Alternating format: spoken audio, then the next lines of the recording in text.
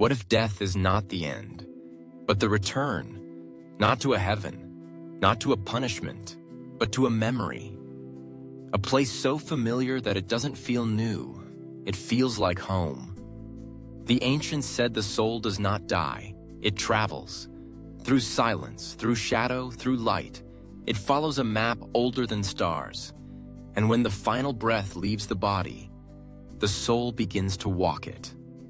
Not forward, but back. Tonight, we trace that map, the itinerary of a soul, what it sees, what it remembers, what it chooses, as it returns to where it began. Chapter 1. The first step is a falling. The soul does not walk out of the body. It falls, gently, like mist descending from a mountain. A detachment, a release, a letting go so soft it feels like sinking into water. The Tibetans call it the Chikhai Bardo, the moment of clear light. In Greece, it is crossing the river Lethe. But the feeling is the same everywhere. Not ending, but departure. The soul leaves not in panic, but in instinct, because it knows this road. It has walked it many times before, and though the body forgets, the soul remembers. Chapter 2. The Mirror Gate. Not far from the first release, the soul encounters a gate. Not of iron, not of fire, but of memory. It is a mirror, but it does not show the face. It shows the truth behind the face. Every life, every death, every longing left unfinished. In Egyptian lore, the soul's heart is weighed. In Eastern thought, karma takes shape. But across every tradition, this moment remains. The soul looks at itself and is not judged, but revealed.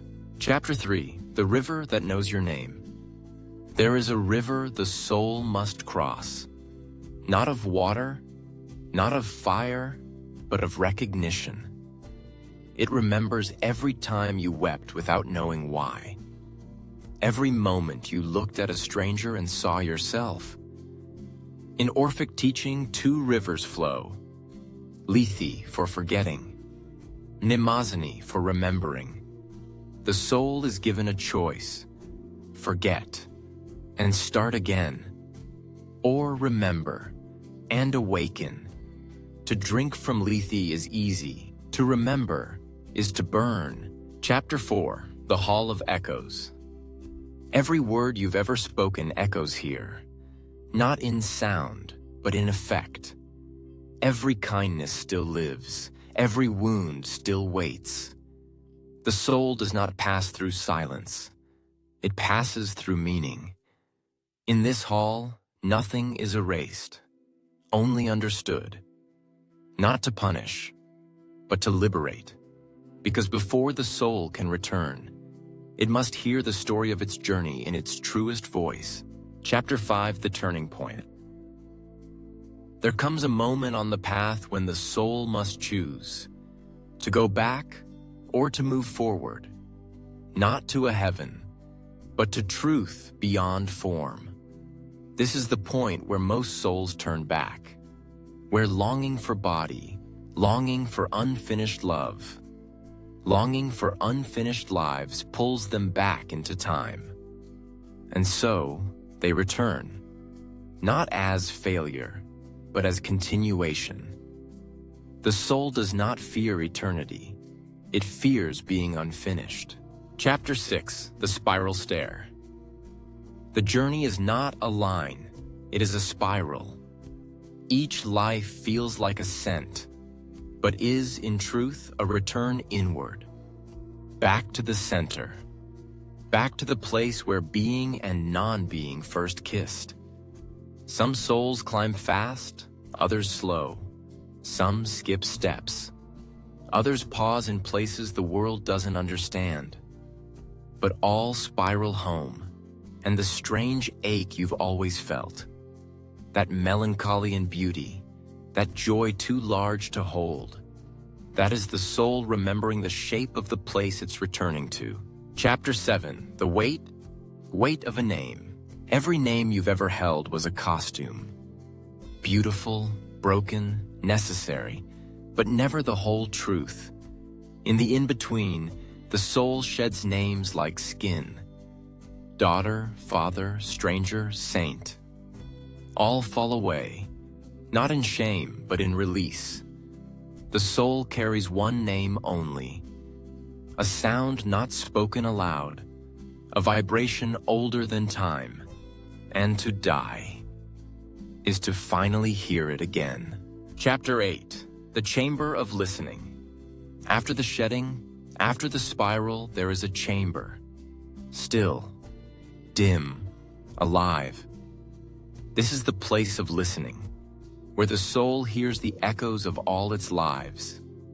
Not as guilt, not as glory, but as rhythm. The echoes teach, they remind, they say, you were never alone, you were never wrong, you were always becoming. Chapter 9. The Ones Who Wait for Us. No soul returns alone.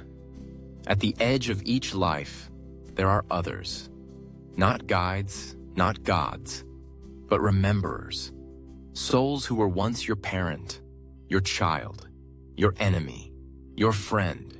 Here, all roles fall away, and only recognition remains. They say nothing, but their presence tells the soul what it forgot, that it was always part of something larger than itself. Chapter 10. The Library of Lives. Every life is a page. The soul walks between shelves of its own becoming.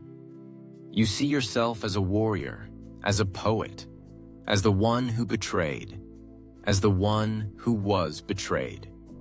Each life bound in truth.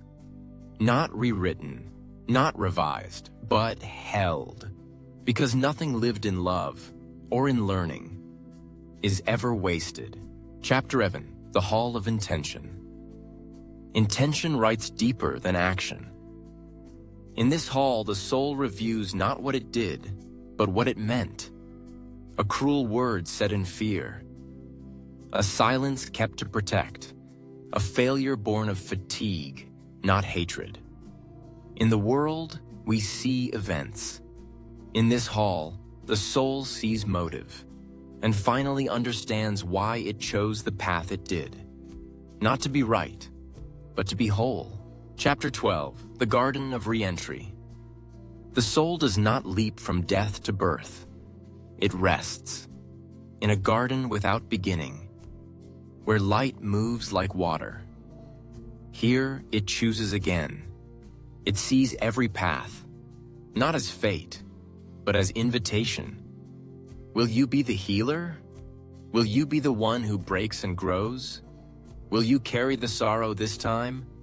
The soul does not choose easily, but it chooses because to love again, even through forgetting, is the soul's most ancient vow. Chapter 13. The Cycle Never Punishes. There is no punishment. There is only learning.